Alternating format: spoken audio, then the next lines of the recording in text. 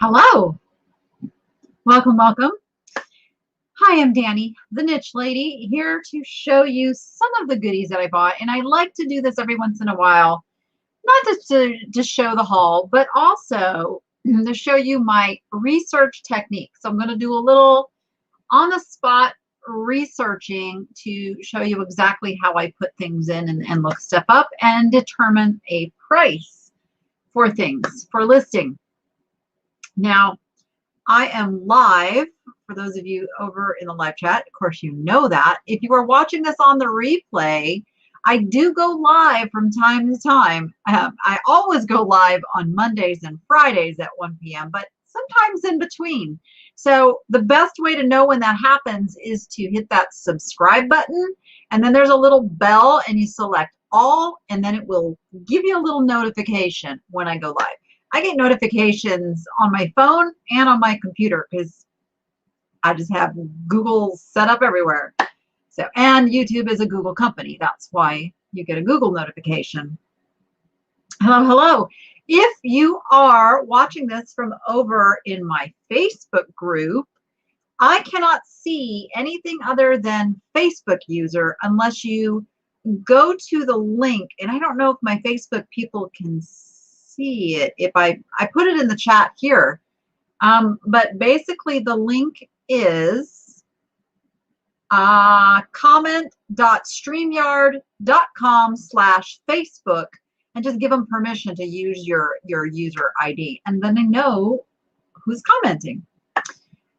If you are watching this on the replay, I love your comments and questions down in the comments and questions, and I try to answer as many as I can. But the best place to get thorough answers on things is to go over to the Niche to Profit Facebook group, where I hang out with all you cool peeps that are reselling, figuring stuff out.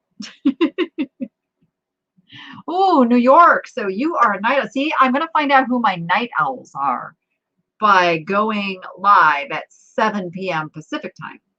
Because it's, I mean, if I was there, it'd be bedtime. Because that's about my bedtime. I can't stay up late anymore. I just can't.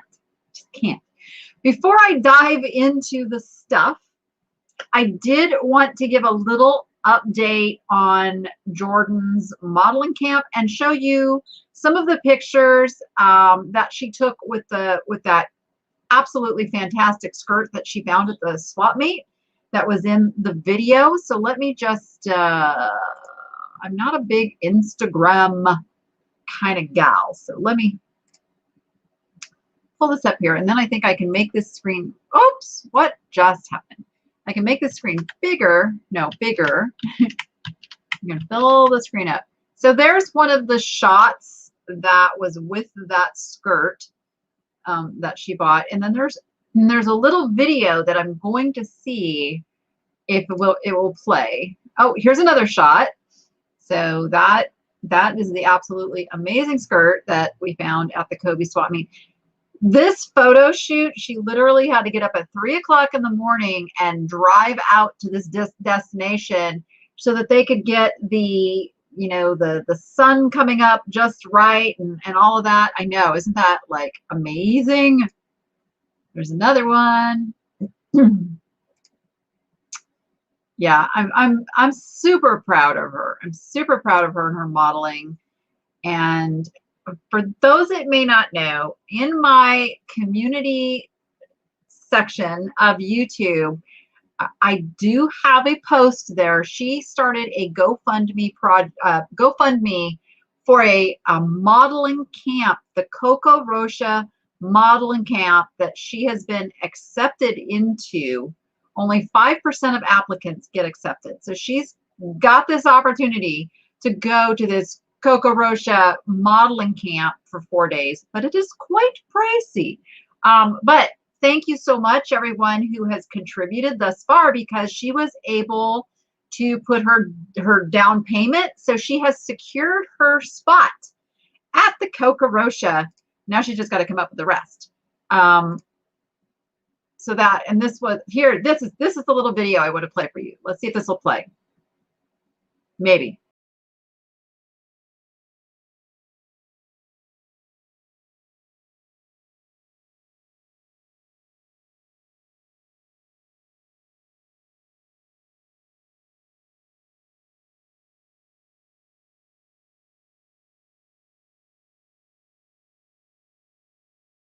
to the desert. Okay, stop that.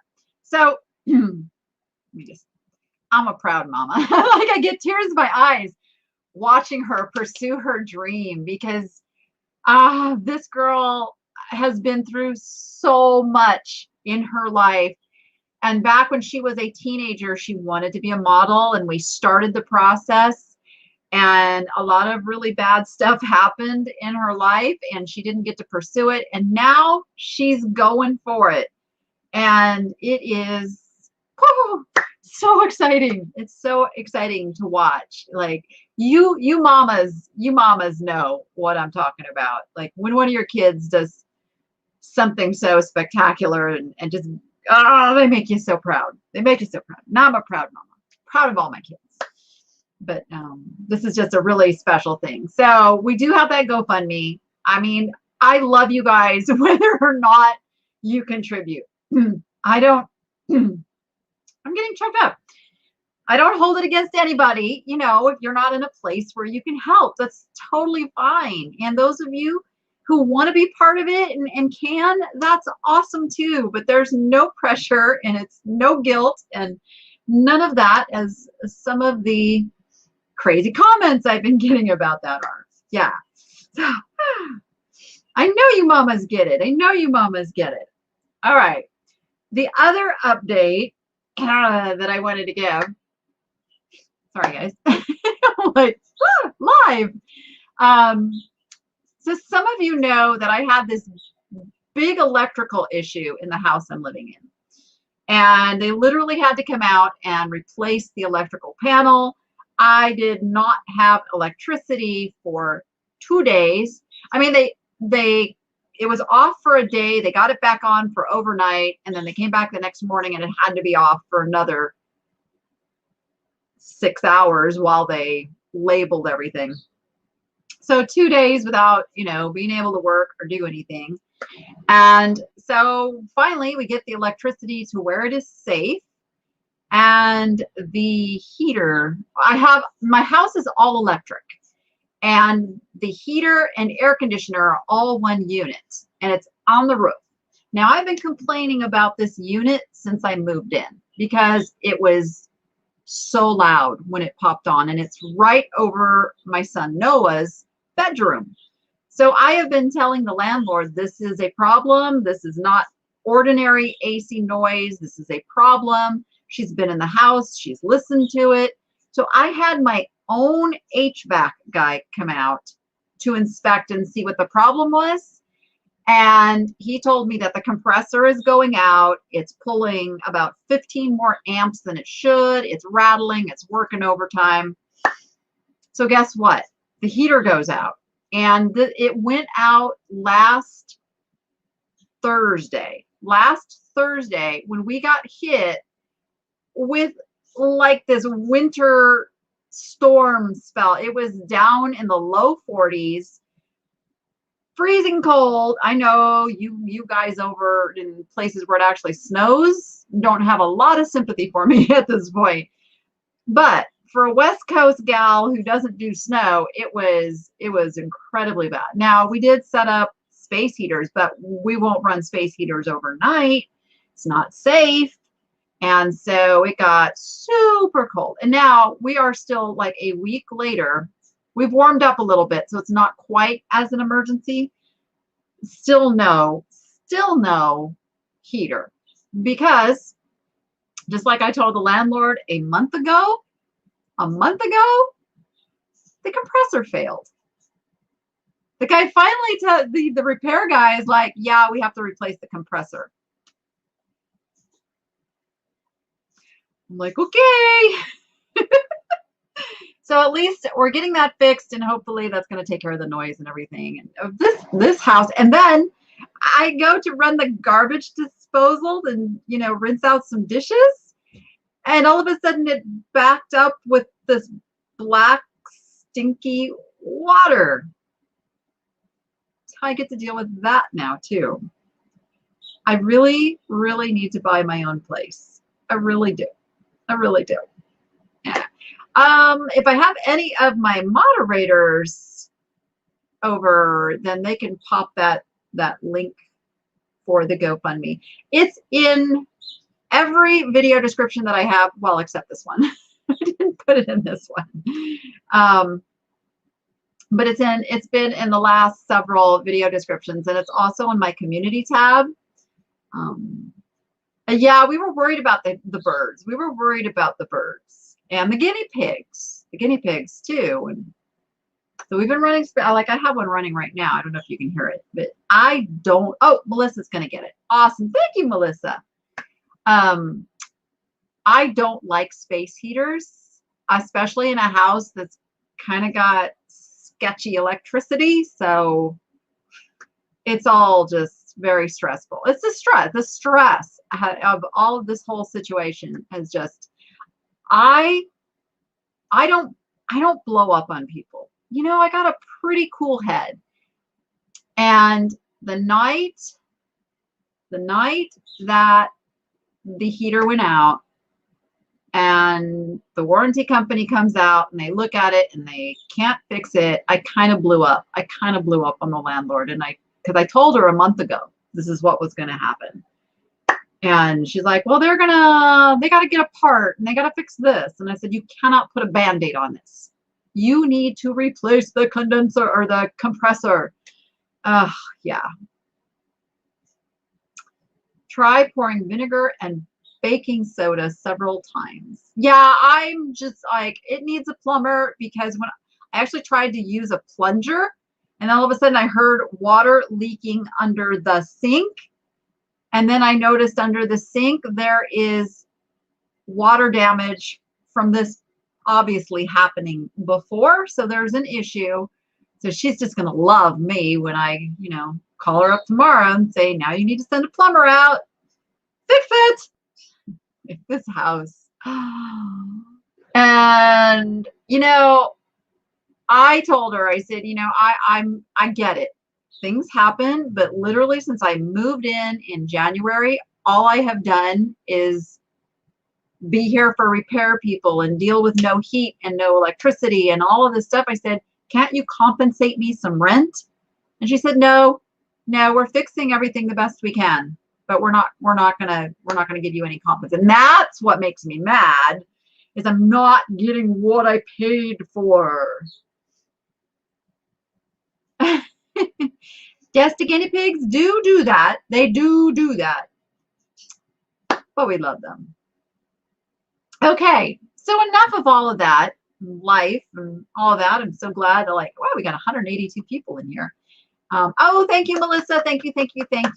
Yes. I think we're up to like $875, which is amazing, because she did book it. She's booked to go August 4th. I think it's August 4th. Yes. And so she's going to be looking for her airfare soon and all of that. Yes. Hi, Tiger. Yeah. They know what's wrong with this house. Yeah. I found out from the neighbors. Neighbors are great when you're doing a yard sale. So the neighbors came over and were telling me that they tried to put it on the market, but it wouldn't pass inspection because it has subfloor issues as well. And I kind of knew that, because I think those of you who have watched my live sales know I'm like, why is the floor bouncing? Basically, there's structural issues and it would never pass an inspection, so they can't even sell it. It's a mess. This house is a mess. So, all right, let's look at some stuff. Okay. I'm trying to remember, you know, like what videos you guys have seen me pick this stuff up at. I may be showing you stuff you haven't seen me pick up in videos yet, so forgive me. But I just picked an interesting array of stuff, mostly like from the antique mall, which I didn't get to film everything. So yeah, Chandra, there's some really like strict rules about doing that. I did speak to an attorney. Basically, you have to give them the notice of what's wrong, and then you have to wait 30 days. And if they don't fix it in 30 days, then you can put the money into an escrow. You can't just not pay it. You can put the money into an escrow and then force them to either fix it or the money comes out of escrow. I don't know, some tricky thing like that. It's all so complicated for my brain. I really, really, really, really, really just want to move again. I'm at that point. I just want to move again. That's my goal, unfortunately. Fatbird Finds! Hello, Fatbird Finds. Happy to see you here. Dana, I found out today that eBay is not hooked up to PayPal anymore, and the payments from sales are going to the bank, and that made me so mad. Okay, you need to watch my Monday live video replay. It just is what it is. This is not new news. eBay separated from PayPal actually 5 years ago. Might even be 6 now. This has been a long time coming. The managed payment program has been in the works for a couple of years, and they are moving all sellers into that program. Very well known. It just is what it is. There's no reason to get mad. It just is what it is. Yep, it is just the thing you got to do if you want to sell on eBay. Tammy, thank you, thank you, thank you. Thank you, thank you, thank you. You are awesome. Oh, I'm saying hi. There we go. I'm just pushing buttons, pushing buttons. All right. I love managed pay. I love managed payments too. Here's the thing, and I didn't mean to go off on like a whole eBay tangent here, but if you are selling in any kind of a volume and you are getting those monthly enormous invoices to pay, you're going to love managed payments because they take the fees out of the payments and like you don't have that big, huge invoice anymore. I love, love, love it. Love it. No surprises. Yes. Yeah, and Etsy uses managed pay. Etsy uses every other venue has a managed payment system. We were just all a little spoiled by having instant access to our money with PayPal. Yeah, just do it. If you were invited, jump into it. Just do it. Just do it. Okay. All right, how could I not buy this, you guys? Now, granted, this is not worth a whole ton of money. Why do I have a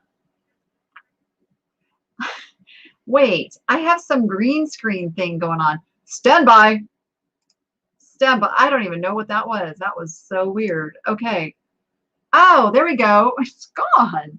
I was playing around with stuff. All right. So this is a Shopkins plush taco. It is not worth a whole bunch. But this is going to stay on my shelf and bring me joy. That's it. That's all. I'll show you what it's worth. So I already did a little search for it. You can see here's $11.99 free shipping, $9.99 free shipping, $8.99 free shipping.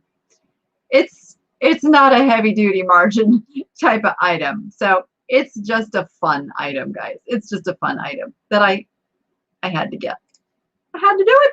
Had to do it. All right. So he's going to sit up here and bring me absolute joy. Oh. Had a brick wall Shopkin. I know. Like, what was that? Thank you, Vintage and Vino. Vintage and Vino is coming up for a super secret shopping trip in Las Vegas. Okay, well, I guess it's not so super secret anymore. So be sure you're subscribed to them as well as my channel because we're going to be doing some shopping together. It's going to be so fun. I have a hair in my mouth, guys. Sorry. Ah! Don't you hate that? Oh, there it is. Got it. My hair falls out in handfuls, you guys. It's horrible. Yes, I take thyroid medication. There's something else that makes my hair fall out. I haven't figured it out. I know it's super secret. Oh, where's my receipt? I gotta know what I paid for this stuff.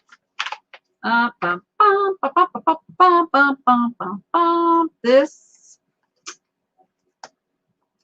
Trying to figure out what I paid for this. It wasn't a lot. I can tell you that.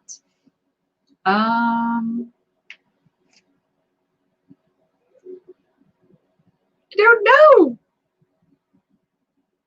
Did they not charge me? They must have charged me for it. Oh, I went 2 separate days. That's why it's on a different receipt. I didn't pay much for it. I can tell you that much. But, oh, you want to see what I'm talking about, right? So look at this lovely. Now, you can't even really see. Let me see if I can put some white. Look at the colors. Look at the yummy green and peach colors of this baby. And what I thought was super interesting was it's like up on a pedestal. And that's not something I see a lot of. I think I paid around $15 for this. It is Murano. There's the pontal that we always talk about. And what I want to show you, this is another thing. Do you see all those little scratches? See all that? Looks like damage. Well, that is the kind of damage that you want to see on a piece of mid-century or earlier glass. That happens when it sits on a shelf and those little pieces of dust and it, you know, kind of scritchel on it. Scritchel, is that a word? And that scratching can only happen from time and sitting and kind of moving on those dust particles. You can't reproduce that. So that's one of the ways to actually go, oh, you know what? That really is from the 50s, 60s. Yes, yes, yes. Stress makes hair fall out. Yeah, I get that too. Yeah, it's been a very stressful month. Not my trip. My trip was amazing. Oh yeah, I came back on March 1st. Yeah, and then it all went downhill. So what do I know about this piece in order to look it up? Well, first thing is I know it's glass, right? Now, obviously, if we just type in glass, we are going to get way too many results. So we know it's glass. So even if you didn't know this was Murano glass, this is what I would say. Go with what you know. Now, this is an ashtray. You can see the little divots. So we know it's a glass ashtray, and we know it's green and pink or green and peach. So that is a good way to start your search. And let's, bloop. Can you guys see that screen okay? I don't see it the same as you see it. So I can blow it up a little bit more if we need to.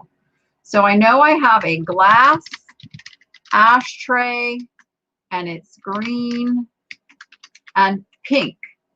So let's see. Oh, I only got 10. Notice I am in sold and I am sorted by highest first. That's always my criteria. I want to know what the top one sold for. So we kind of look. Now look, right away I find one that looks very similar, right? Oh, look. Now they're calling this one check. Check. Ah, interesting. So let's first pull up this one. I want to see the original listing. I'm going to look and compare the pictures. Now this one's different. This one is different.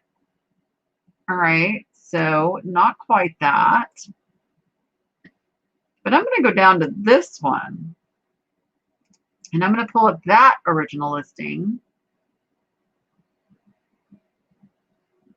Mine doesn't have that little white edge.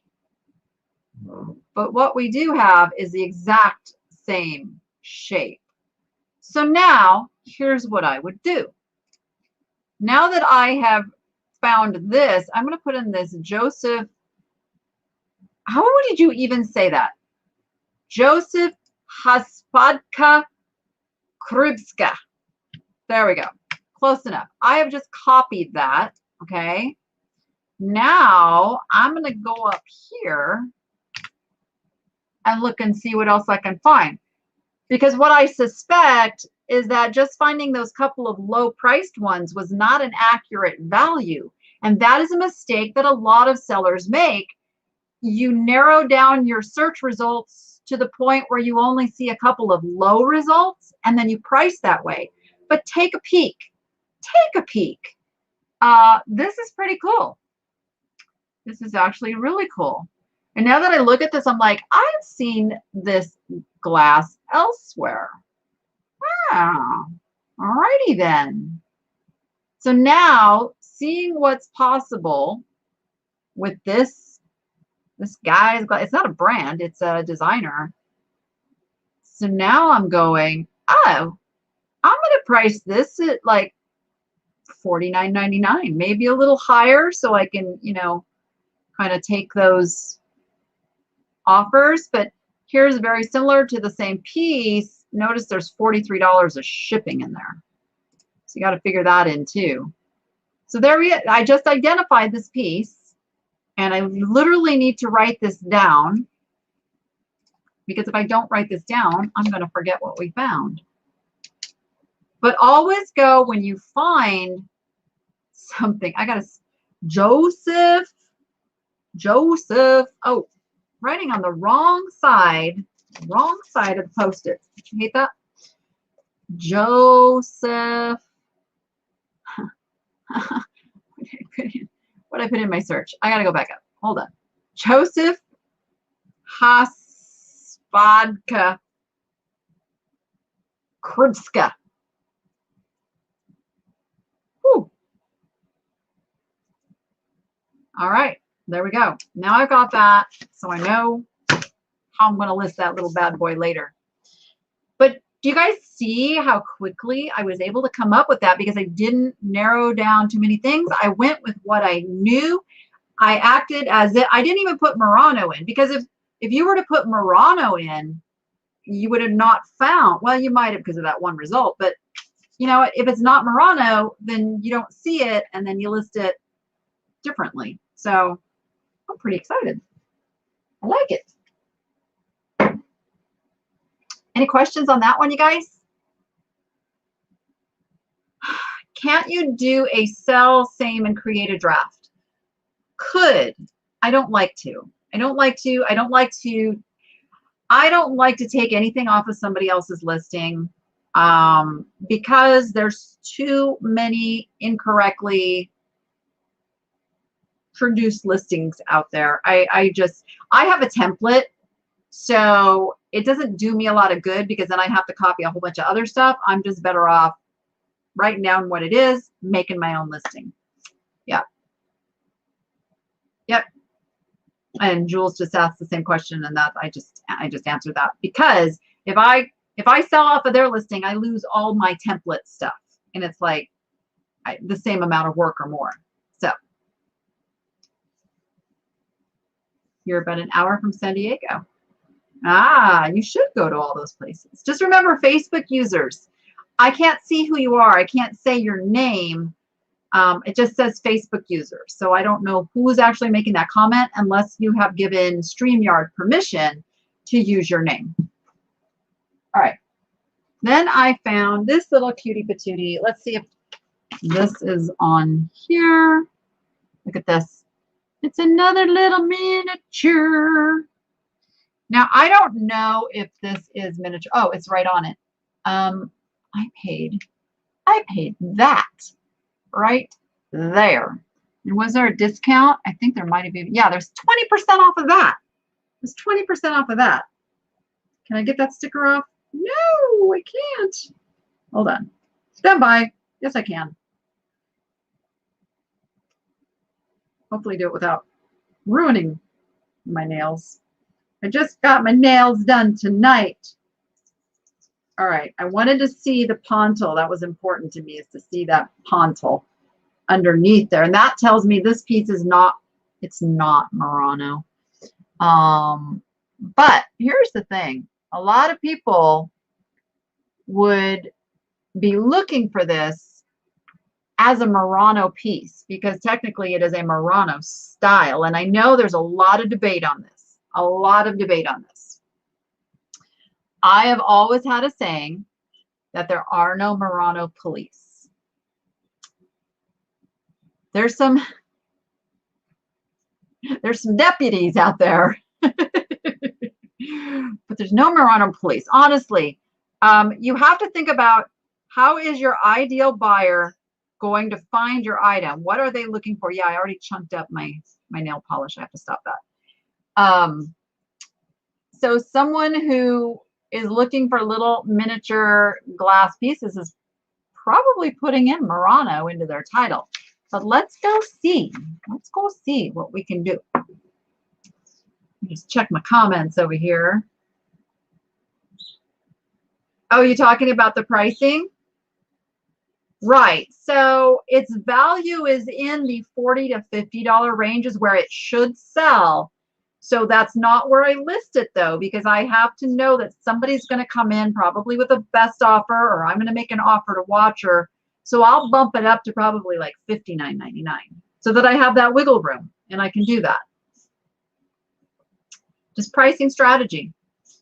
Okay, so what do we know? We know we have a, I would call it a miniature glass ashtray. Let's see what comes up. Oh, how about if I share my screen? I haven't done this whole screen sharing thing for a while. And let me just spell miniature right. Ah! Miniature glass ashtray. All right, only 12 results. So this is not exactly what I was looking for. Okay, so I didn't find it with that. But what if I put in miniature Murano glass? Watch what comes up then. Oh, they're pretty. This is where I start squirreling because, ooh, see, here's a little miniature piece. And I've sold some of the miniature Murano before. But I'm checking Murano because that is most likely what a seller would have put in for this piece. Not finding. Not finding. Stand by. I'm going to go to, oh, there's too many. There's too many. On pottery glass. $2.94. Not so bad. Did I say ash? I said ash. No, I didn't. I'm going to put an ashtray just because there's so many.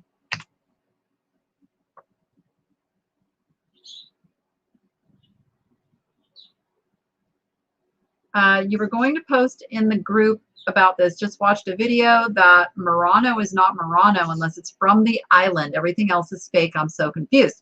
Let's just open up that confusion right now. Let's solve that. Let's get that out of there. So the history is some of these Italian glass makers were setting too many fires. And so the country moved them all over to the island of Murano. Now, it isn't just one maker on this island of Murano. It is several different glass blowers have their operations on the island of Murano.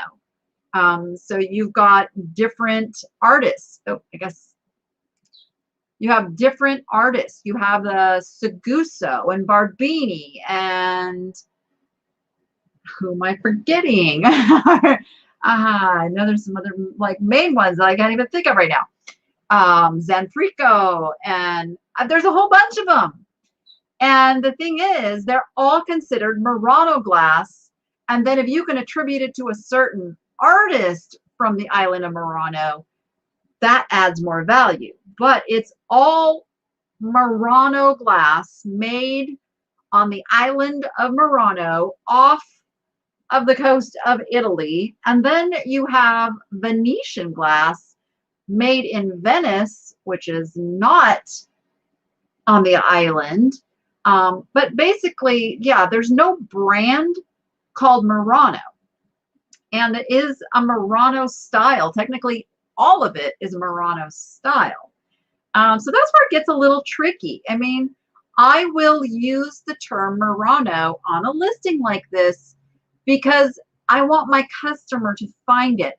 Now, the key is take incredibly good pictures of all sides, the pontil, the front, the back, everything, so that your true studied collector will know whether or not this is a piece they want to add to their collection.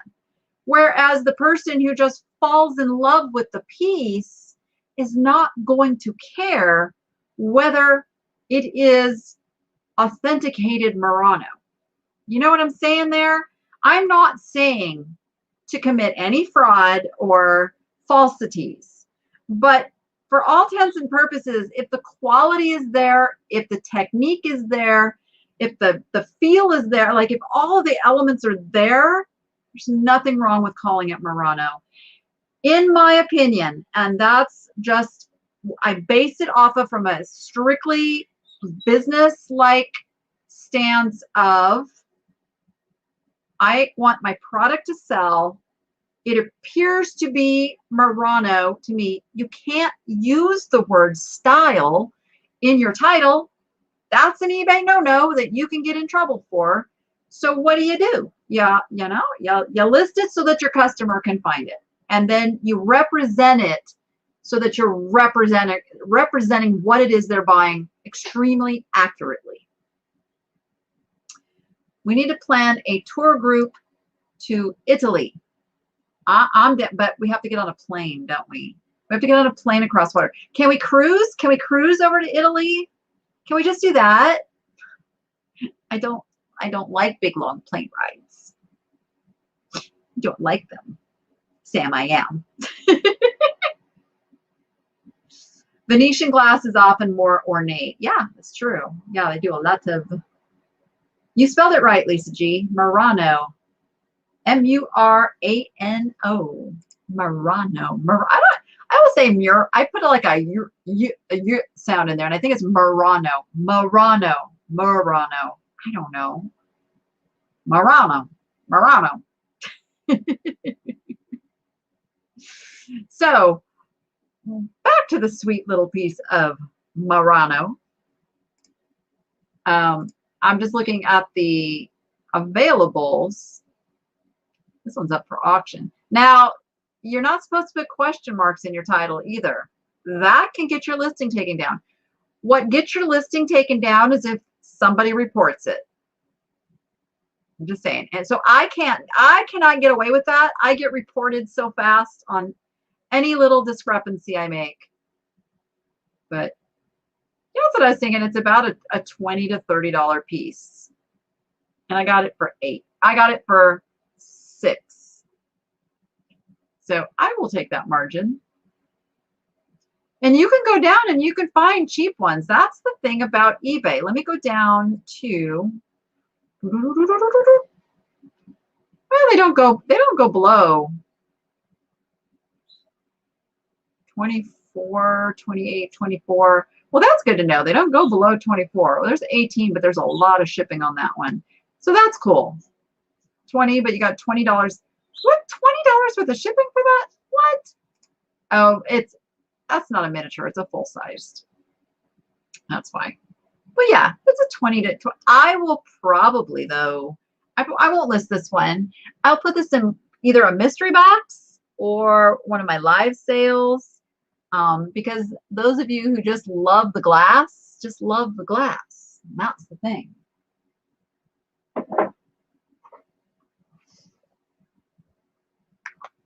The video that you watched had some beautiful pieces that were pricey. They showed also being made. Incredible to watch. They were really hitting the Chinese knockoffs. Let's see. Yeah. So that's a good point, and Tommy in Seattle.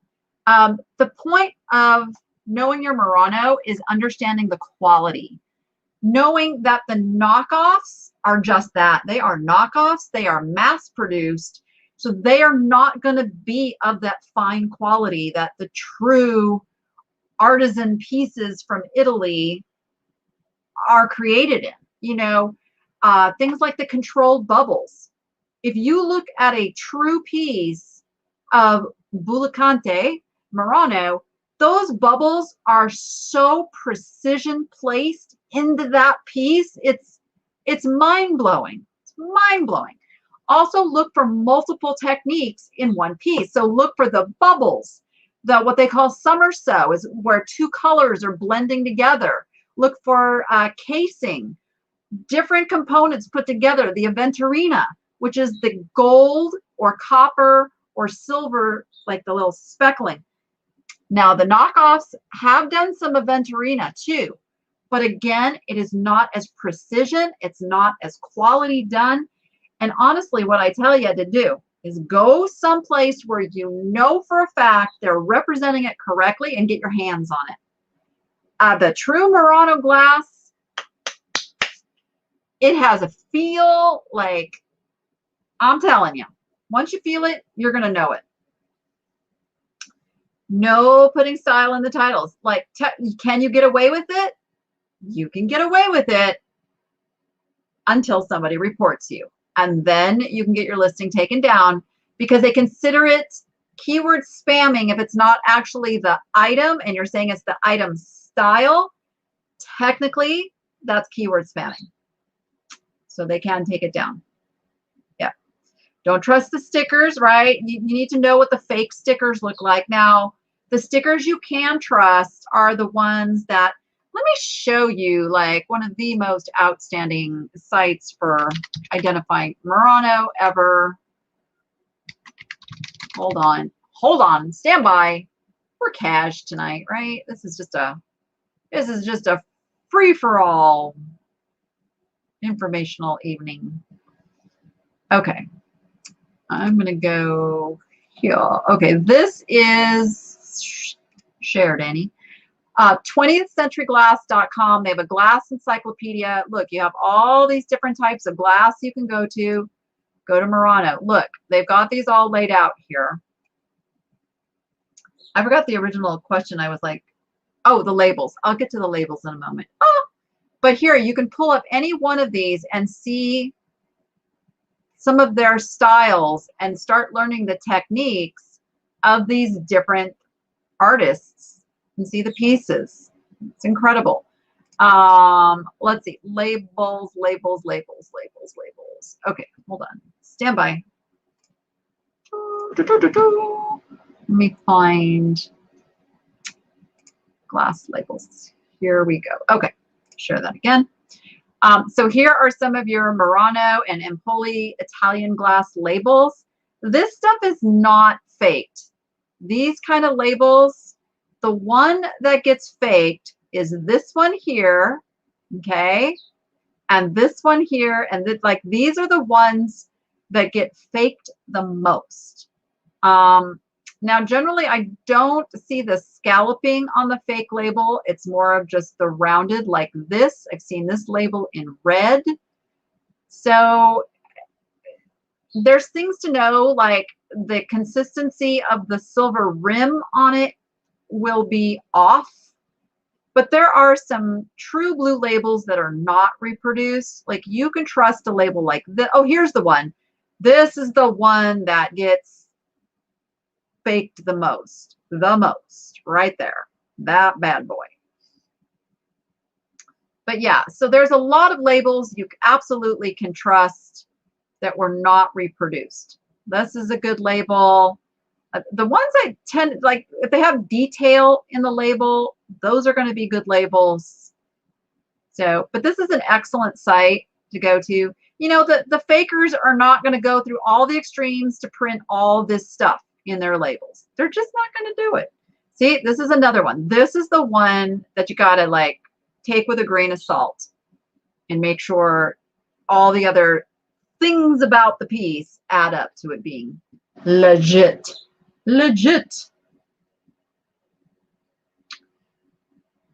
Yeah, touching just like fabric. Yeah, exactly. Can't tell till you feel it. And that's like that glass is just, I get my hands on it like crazy. And you guys, if you get stuff that you need help with IDing it, we do a lot of that over on the Niche to Profit Facebook group. Come join us over there. Even if you don't like Facebook, just come over to the group. You don't have to go anywhere else on Facebook. Just go to the group and get help with your eBay business. So you guys are talking about rain. No more rain. We've got to be done with rain. Ah! Okay. Moving on, I found this sweet little trinket box that I really don't know a whole lot about, but I have a lot of my viewers like trinket boxes, so I'm hoping maybe you can tell me. It's got a chair with a heart. And it's got some age on it. You can tell that wear that's on there is from time and handling. There's just things you look for when you're looking at if something's vintage or not. You know, you're going to look for the wear signs on a functional piece. Where did people put, because every time you touch something, you're putting the oil from your hands, and you know what, it over time of touching, it starts showing a little wear. So this has a couple of those little places on it. I can also tell it's a hand turned piece. See down in the center there, the little, what looks like a little belly button? Well, when they were carving out this piece, it had to sit, you know, on something so they could carve it out. So it's just a sweet little trinkety box. And it was $5, and I thought it was worth, actually I might, again, it might have been on sale. I was finding a lot of sale stuff. Nope, it was $5. It was $5 for that little guy. Where are my white gloves? I don't wear gloves. I don't wear white gloves. I'm not gonna be handling it enough to do a whole lot of damage. Now, if I get something that's worth thousands of dollars, I'll take a little extra care.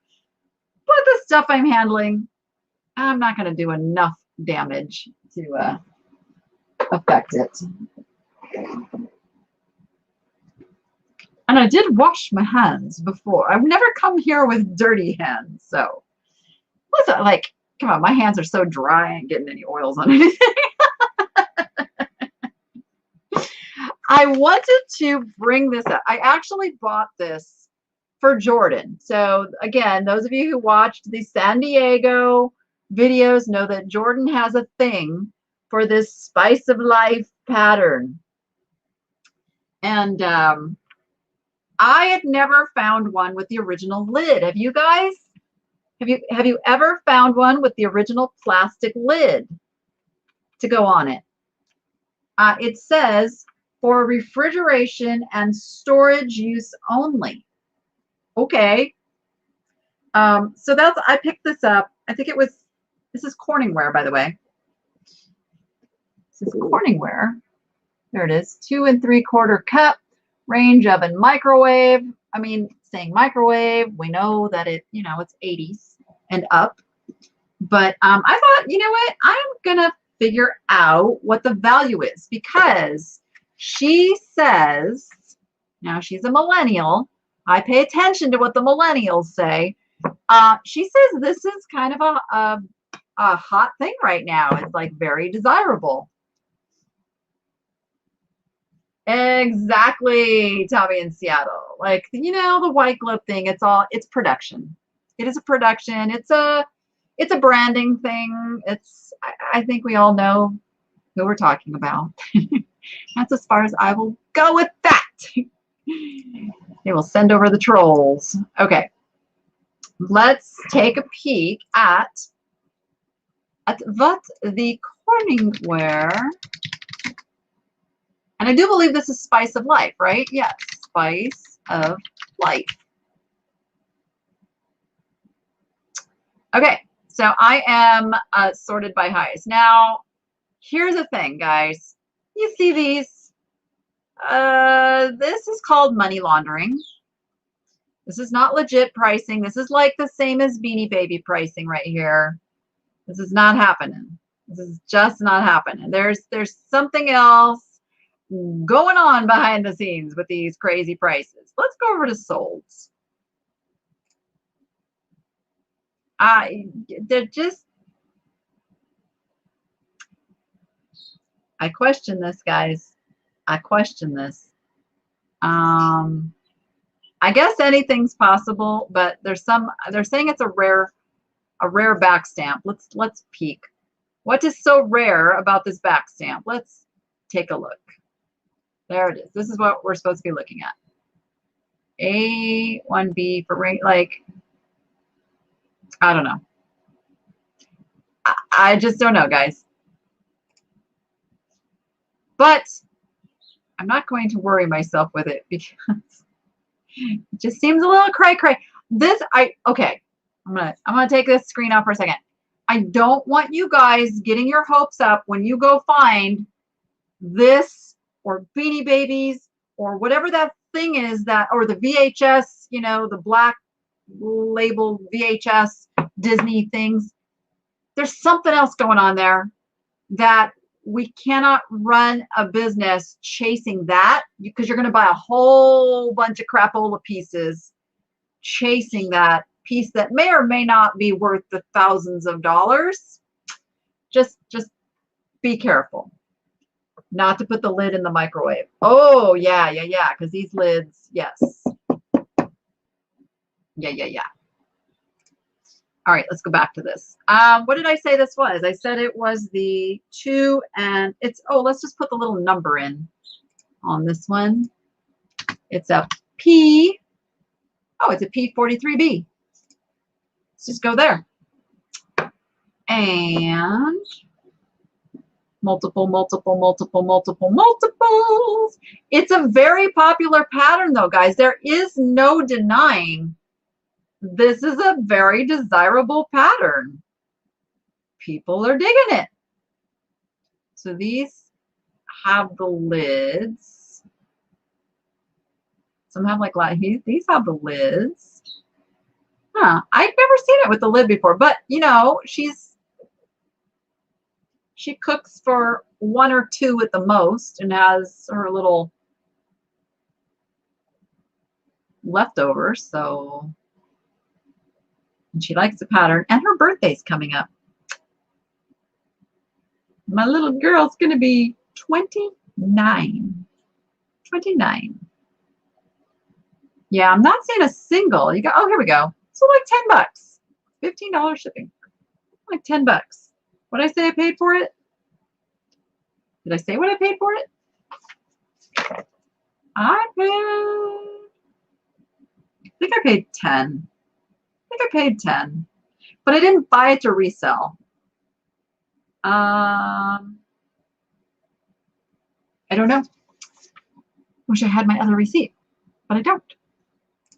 So there are pieces that can do good, but again, know your niche. If it's something that you want to sell, and then dig in, do your research. Otherwise, if you get it cheap enough, take a chance. But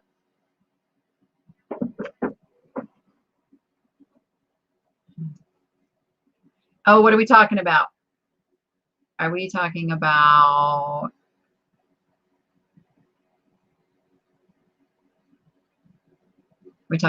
money laundering?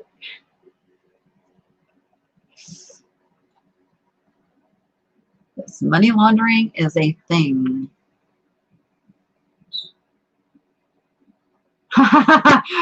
My oldest daughter is 36. My oldest daughter is 36. And my oldest grandson is 16. Yay. Hi, Tri-State Picker Mom. All right. You guys helped me with this once before. Trying to think of the glass maker. It starts with an S. It's like Stromberg, Strime something. I can't think of it. And I can't think of it enough to find it. So this is one of those pieces where like I know what it is, but I don't remember the name. And I'm actually wrong because it's signed. So funny. Side and stricker. You know what? I am writing that down. I just mailed 2 pieces of side and stricker into somebody's mystery box. I'm just saying. But that is what I thought this piece was. But it is signed K. Ross. Can you guys see that? K. Ross. Something. I mean, it's got something underneath there too. So let's look up K. Ross.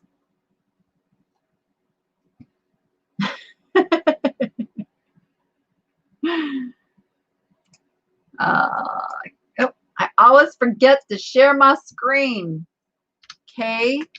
Ross. Why aren't you? K. Ross glass. Note it, that's all I'm putting in. And I got nothing. Oh, I got an ANSI Ross. Oh, they're calling it fused. Interesting. Okay, I'm going to take off the K. This is how I do this. Let's take off the K and just look at Ross glass. Now I'm going to get all the Betsy Ross. Get down to where we see something. It's a Bob Ross wife.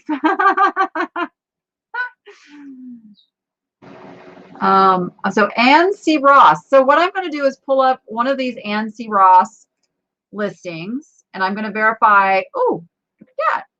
I'm pretty sure that's what it is, but I'm going to verify the signature off of one of these other listings. Oh, that's it. That's it. It's ANSI Ross. So see how that worked? Like I literally just narrowed down who done it on my plate. So I'm going to go back up here, dish, bowl, whatever. ANSI Ross. And we got some pretty nice prices. I'm a digging it. I'm a digging it because I paid. What did I pay? It's not gonna. Oh, so no. I don't know. It's on my other receipt somewhere. I didn't pay much. I think I paid 8 or 10. Everything I bought was in that price range. Now the reason I bought this piece is to go in the purple sale. I am getting stuff ready for the purple sale. So we got an ANSI Ross made on Cape Cod. But you guys, I don't know what stuff is when I pick it up. I pick stuff up on, first off, I look at it and go, oh, that's really pretty. I know my customer base. I know they're going to think it's pretty too. And then if it has something like a signature or something, that's just a bonus. Without the signature, I was already guesstimating this piece would sell in the $20 to $30 range. Just knowing my niche, just knowing, you know, what's going on. And it actually is worth a little bit more than that because it's got the signature. So that's how you develop that, like kind of that gut instinct that I want you guys to get when you're out there. And just, if something kind of calls to you like that emotional pull, it's usually a good sign. Usually a very good sign. All right, I bought a piece with a chip. Let's talk about things that have a chip. So first I spotted the stunning colors on this. I mean, it's cha-ching. It's just got incredible colors. So just looking at it from afar, it pulled to me. It had quality. It's got kind of the flow blue thing going. I got closer to it. I'm like, oh man, it's got a chip. And then I turned it over and I saw that it is Carltonware. And Carltonware is some pretty good stuff. So I thought, you know what, even with that chip can be like kind of to the back of the item. That's still a really stunning display piece. I think I paid 10 bucks for it. I didn't pay more than 10. I will tell you that right now. I got a bunch of stuff out of this one dealer's booth because they were pricing to sell, let me tell you. You guys all reached for your phones. All right, so let's look up Carltonware. Now, again, this is one of those things I want to teach you guys. Don't dig too deep with your initial search. Just go Carltonware. Only 229 results. That's not too many to look through and kind of glance through and get an idea of what's out there and what should be catching your eye. This is how you learn. Don't narrow down your search so much that you're just looking for a single piece. Go through and go, wow, okay, I would pick that up. But would I pick that up and know that it's worth 250 bucks? Maybe not. That's a piece you could pay $100 for at an auction and still double your money. That's the kind of stuff you got to know. So yeah, look at Carltonware. It's good stuff. Good stuff. So it's not just one or two pieces selling in that high range. There's multiple pieces selling in a high range. And that's what you want to see. And kind of get familiar with the look, the style, the colors, the quality. All right, so how much is a chip going to affect the selling price? Don't know. Don't know. So this is the type of item. If I were to put this on eBay, which I'm not going to because I know my live sale people will love this piece. But if I was going to put this on eBay, this is the type of item that is perfect for auction format. And I would probably start it in like the $29.99 range. Because it's low enough to attract collectors, attract attention, and high enough that if it ended up selling there, I wouldn't be upset. I would have still made my money. So, and some of you would put it back because of the chip. So you have to kind of learn those high quality brands and know that a chip, yes, it is going to take it from being, let's say, a $250 piece down to maybe only being a $100 piece. But if you buy it right, you say, I'll take that $100, right? Right? So there you go. Let me see what you guys are saying. Some of you aren't finding much in the thrift stores. Yeah. So this will be in this Friday's. Well, wait a minute. Does that have purple on it? I don't know. It's got purple. I might have to hold it off. Might have to hold it off for the purple sale. I don't know. What do you guys think? You guys who are here live with me tonight get to make the vote.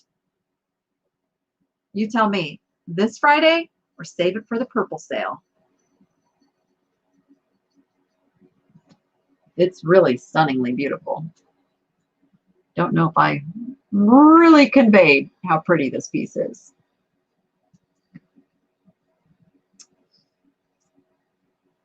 I know this is, whoop, where'd that go? I know this is probably too subjective, maybe, but take this artist.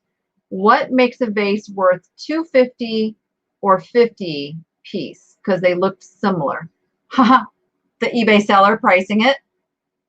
Honest to gosh, that you can arbitrage things right from eBay. Those of you who are shopping on the Shop Goodwill auctions, you should also be searching eBay because there are literally thousands of sellers who are pricing stuff at super low prices, and you can flip that stuff for good money. Good money. I don't do it so much anymore because obviously I now need to go out and shop to make my videos. But back when I was, looking for stuff to resell and looking for, good margins, I did a lot of eBay flipping. And here's my thing. You guys are saying purple sale. Okay, fine. Put in the purple sale. Tiger says not purple enough. So here's the thing. We all have access to the same information. Everything I'm telling you guys, anybody could come to YouTube and find information. They can go to Facebook and find information. They can search eBay and see the same item sold for 250 items. People make choices on their pricing a lot of times out of like just some insecurity of like being afraid to price it too high because, oh my gosh, what if I price it too high and it doesn't sell? Right? I want you to worry I don't want you to have that worry. I want you to price it too high and see what happens. I would rather you err on the side of pricing it too high because you can always come down. Always come down. You can't go back up. You can't go back up once you've sold it too cheap. Did it have a lid or is it really a vase? It's really a vase. This did not have a lid. This did not have a lid. That I don't know, because it's flared. It's got a little flare to it. I think if it would have been like, I think you're thinking like a ginger jar kind of thing, this would have been more straight up and down. What else did I get? I'm going to go through a couple things just really quick just to show you. Look at this cuteness. He will be in Friday sale because he doesn't have a stitch of purple on him. But he's a little Stoneware owl mug who could also hold a little air plant or a succulent or whatever you want to put in him. He's not marked. And for those who don't know, I start my sale, everything starts at $1.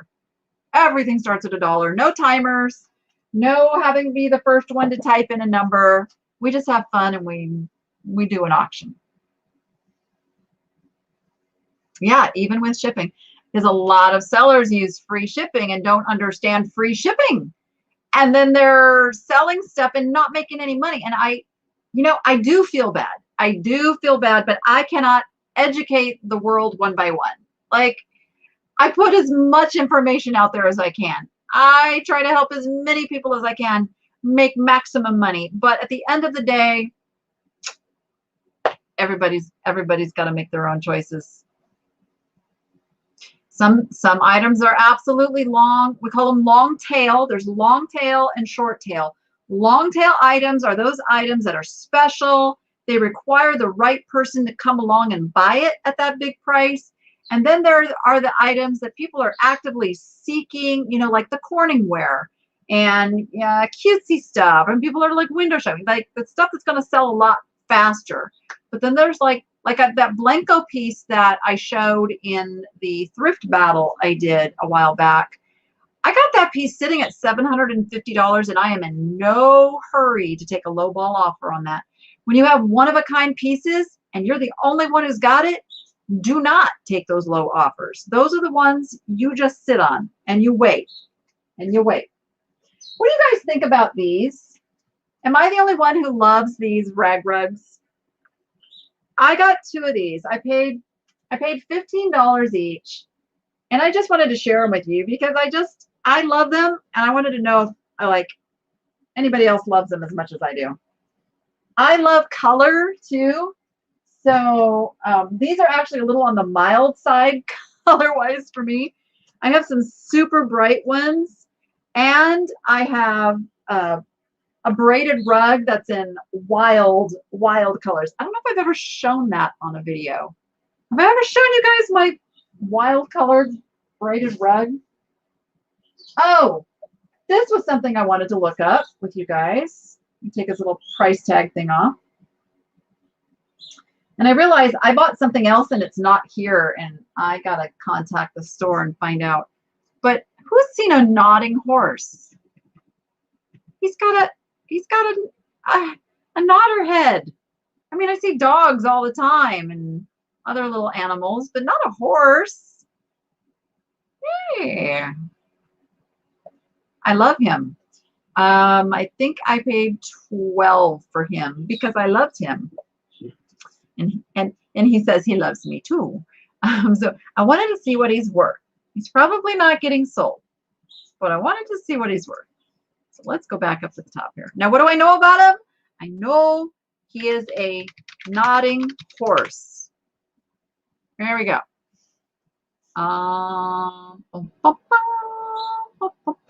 And in looking up nodding horse, I learned that these Marks nodding horses are worth a good bit of money.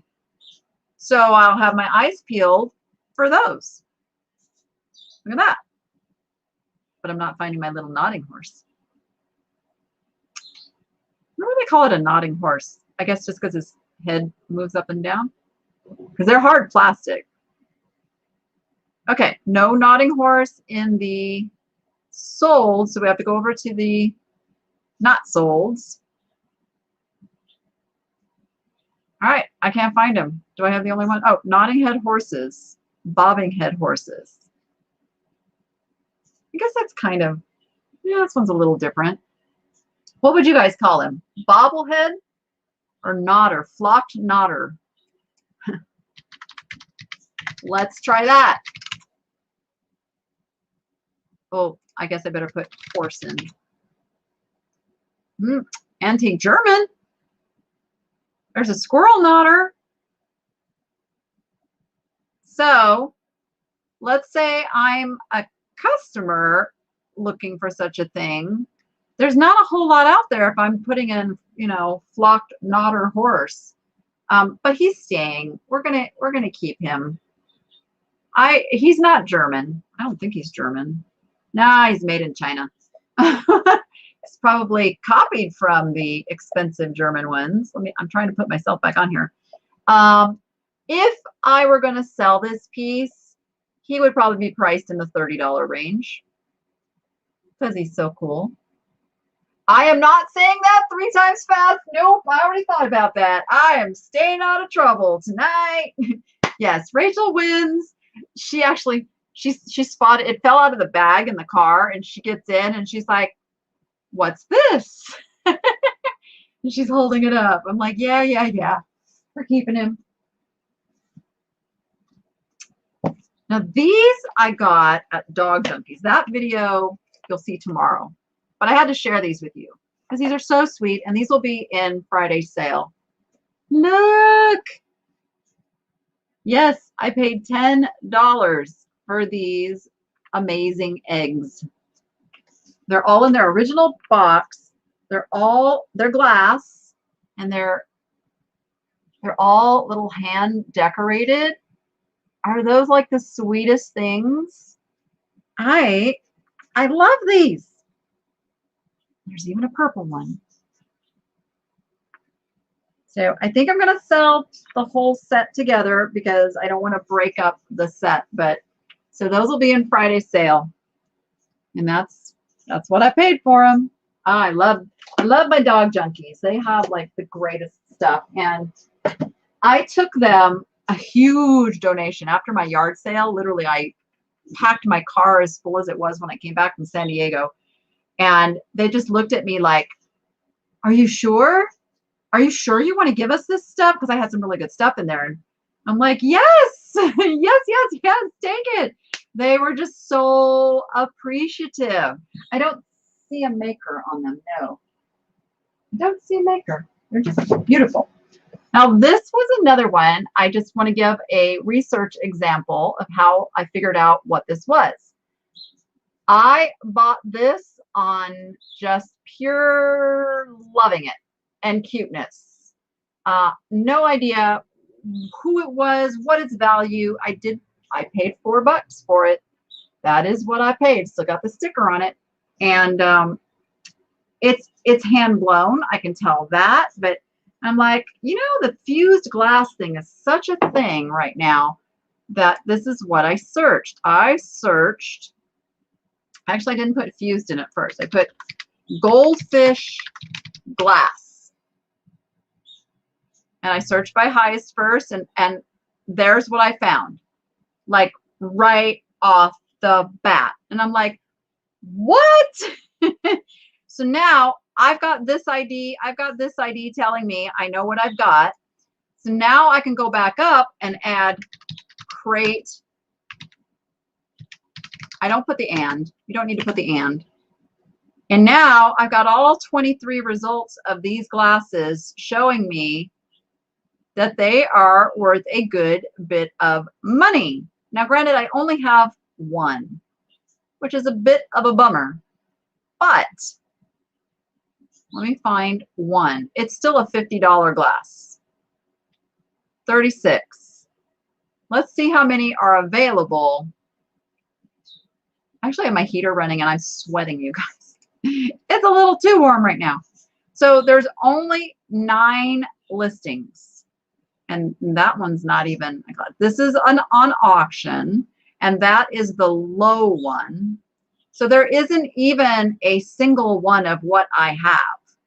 There's only these sets. So I'm gonna list this little bad boy for $50. $50 for one little glass. Who knew? Who knew? Oh, what you guys talking about?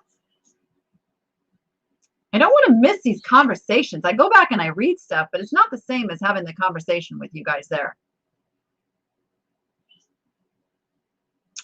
You have a horse figurine marked Japan. Anything special I should look for? I'd have to see it. Post it over in the group.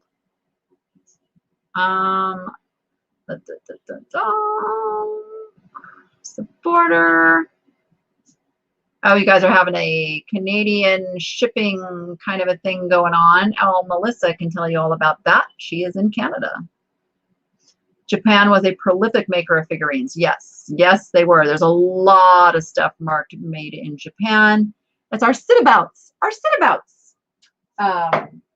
And Japan now generally means, like, you can almost certainly say it's vintage, because we just don't see made in Japan stuff anymore. Now we see made in China.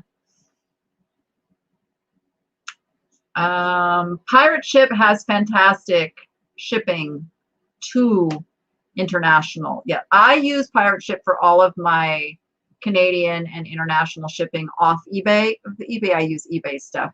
But even then, sometimes I don't. Sometimes I don't, because so eBay limits you, I forget, is it like 5 things you can put on the customs form, which sometimes that is a no-go for me, and I have to use Pirate Ship where you can do unlimited. Do you ever use replacement as a keyword? Generally not, unless it is something that you know that's how people are searching for it. This is the key to having your stuff found, you guys. This is it. If you can get this concept, you will sell everything. Okay, maybe not everything, but close to it. So you have to think like the buyer of that item. What is the buyer who is looking for this glass going to put in? What if they forgot it was crate and barrel? What if they don't know?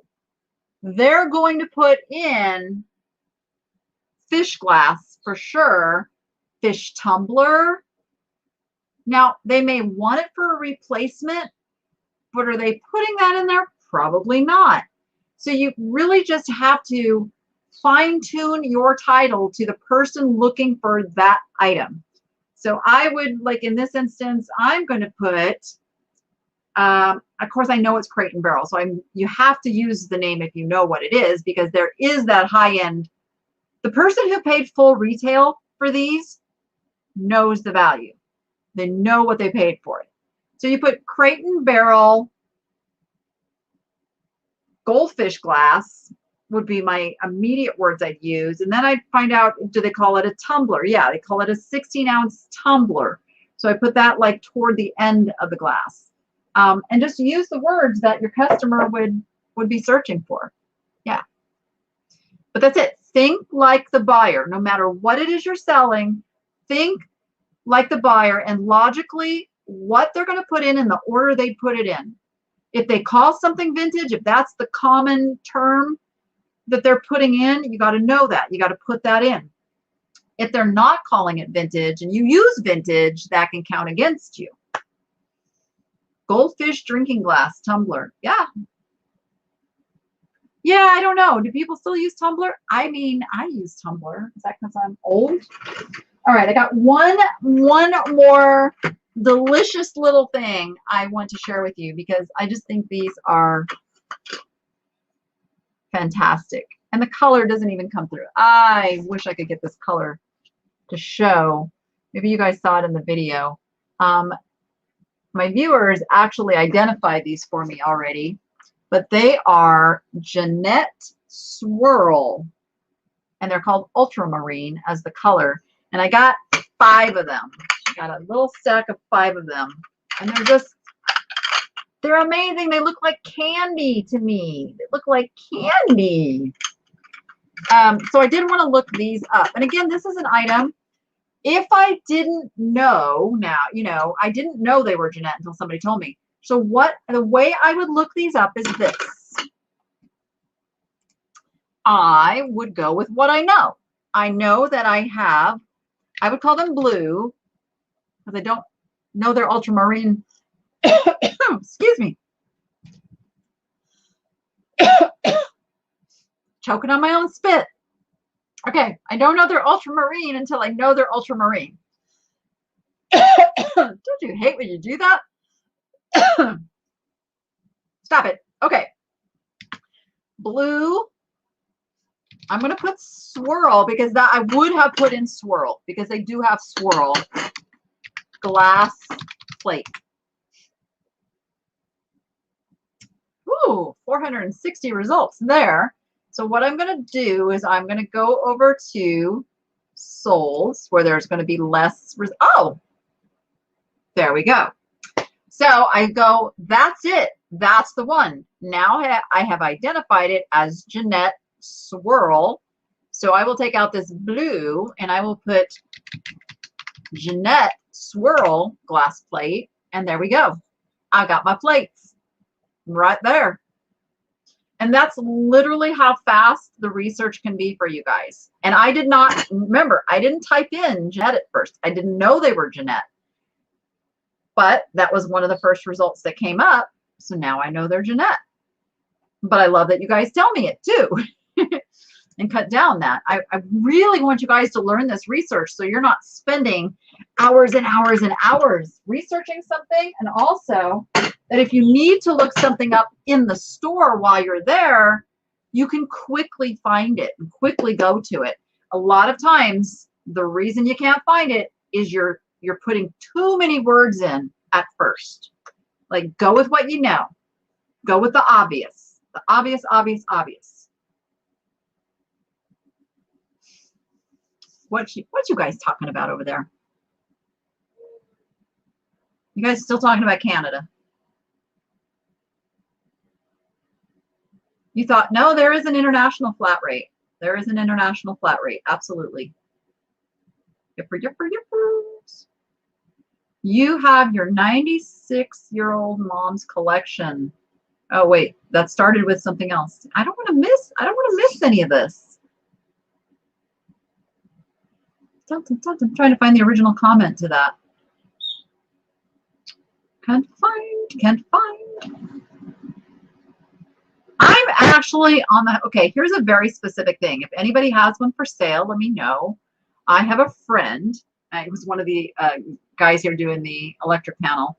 He looks for occupied Japan figurines playing musical instruments. So I'm on a quest. So if anybody has an occupied Japan figurine playing a musical instrument, I'm your gal. Hit me up. I could be your buyer. Would you let UPS package and ship artwork? Is that better or too costly? Oh, I do it all the time. I do it all on large pieces that are big, bulky, and take a lot of time. I absolutely will go pay the $25, $30 and have them package it up and ship it. Yep. I figure that into the price of the item when I'm listing it.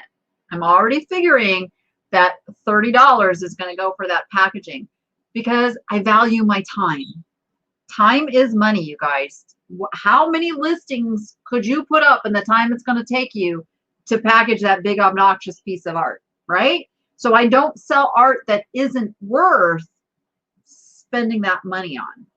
So that's kind of my criteria. If I'm going to ship a piece of art, it better be worth over $100.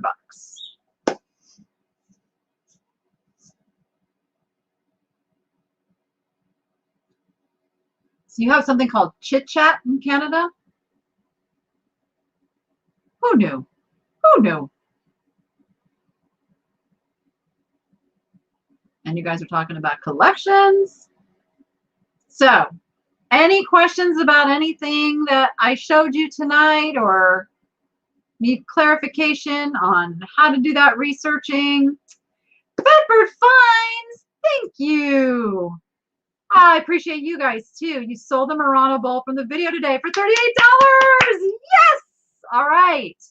That is awesome sauce. You guys, go watch Fatbird Finds video that they released today. They have some amazing stuff that they find, and they will sell it through email. So go check it out. It was a bowl with bullicante. Bullicante.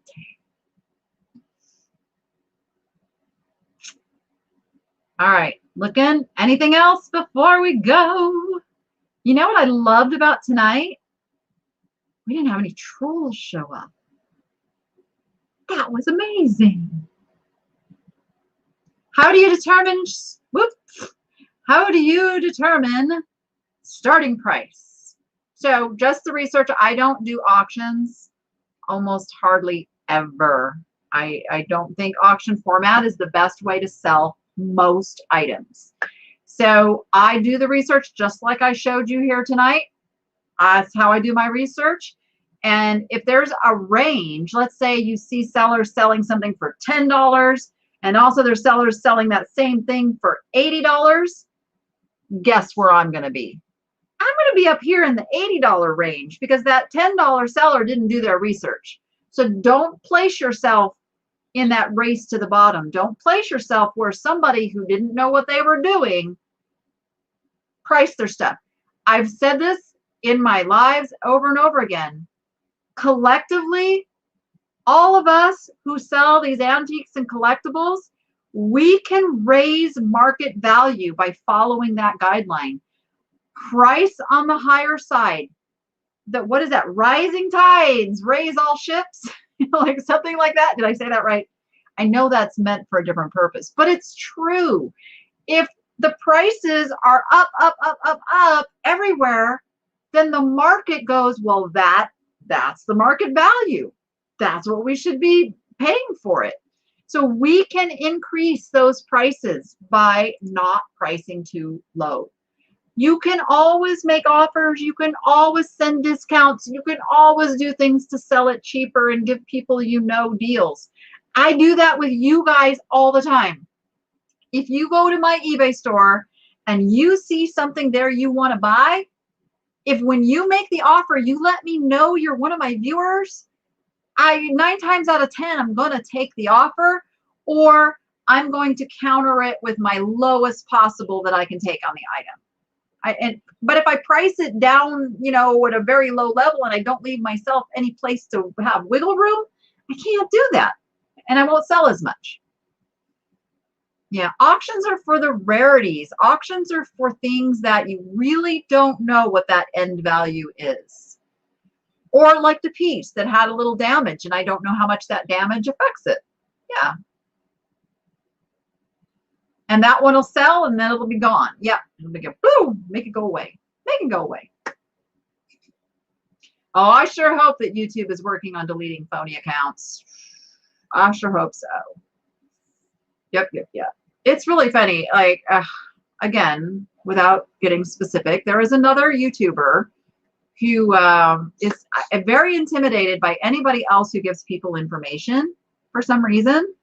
And they think that they are the only one who has accurate information.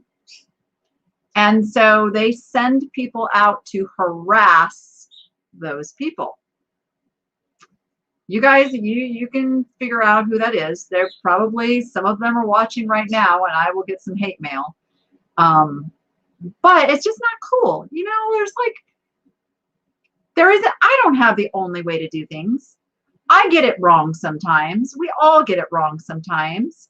And the way to be successful in life is not to put other people down.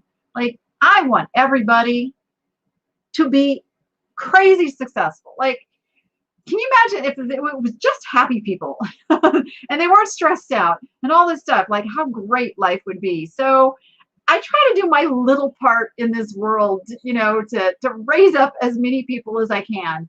And I don't see my fellow YouTubers as competition. I mean, there's enough to consume out there for all of us, and not everybody is attracted to the same personalities and such. So there's no reason for it. There's no reason to put somebody else down. So you will never hear me say my competitors that I don't agree with names out loud. But I know you guys know who I'm talking about. Would you suggest before listing and starting my store, I should buy a label printer and scale? Okay, so there are things you need to have to really be efficient in this business. Well, yeah, you need a scale.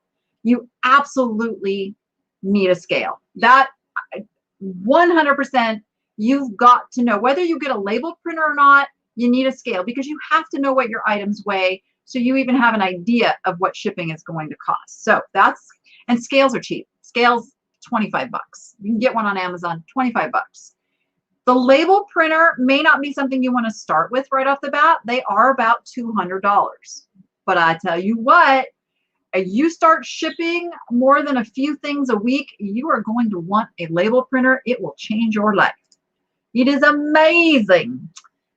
Texas Sparkle Boutique, thank you so, so much for the super sticker. Thank you, guys.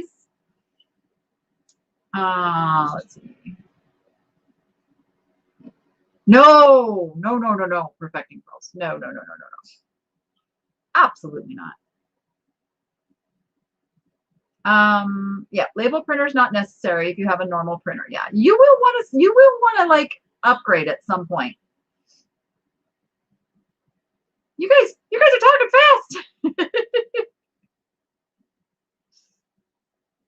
Yeah, what the hell, you guys, if you're resellers, go check out the What the Hales, HALES with the $sign.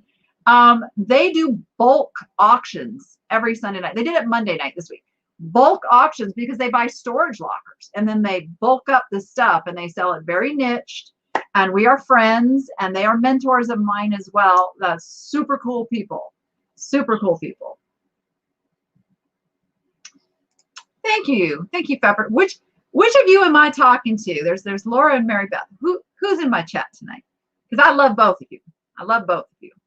And I look forward to my Friday nights on your flippin' and sippin'. Everybody want to come hang out with me where I'm just in a chat? I'm over at Fatbird Finds. Good night to those of you who have to leave. Yeah, we're going to wrap this up. I think the dogs want to be fed and all that good stuff. Oh, the label printer. I'm telling you, the Rollo label printer, and I think I have a link down in my, I would say that I got to make sure I'm using the right descriptions when I do it. But yeah, I should have a link down in the description. Now, Rollo, I'm fighting with them to give you guys a discount. We're still fighting that battle. I can tell you guys, so those of you who stayed and watched the replay to the end are going to hear this, and those of you who are still in my live chat are going to hear this.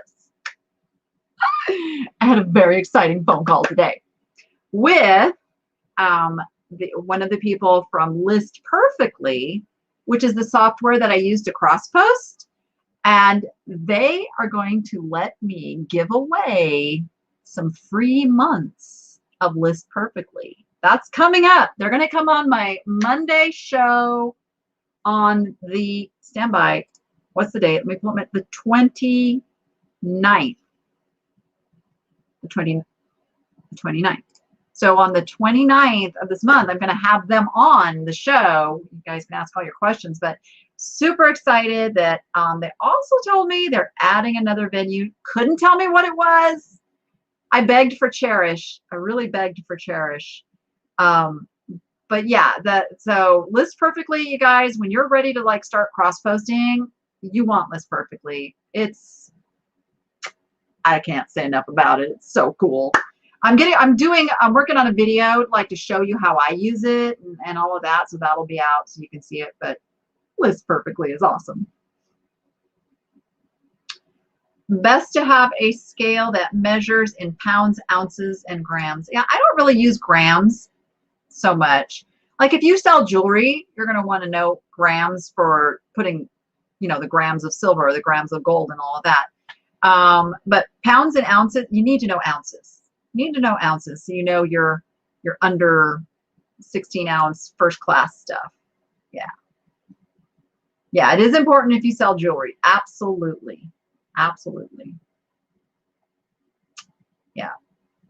Do I use a light box when taking pics for eBay? Absolutely. Well, my light box is grown into a light table because most of what I list is big stuff now.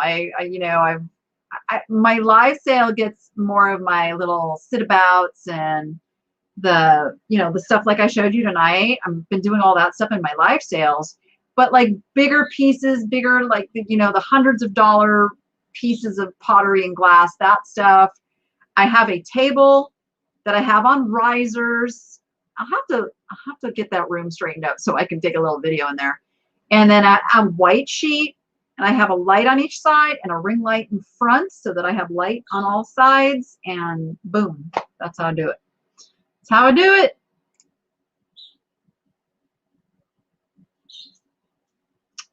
All right, everyone. I know some of you on the East Coast, it's super late. It's Betty Bye time. And I'm going to go kick up my feet and go spend some time with the kids. And yeah, what video is coming out tomorrow? Tomorrow?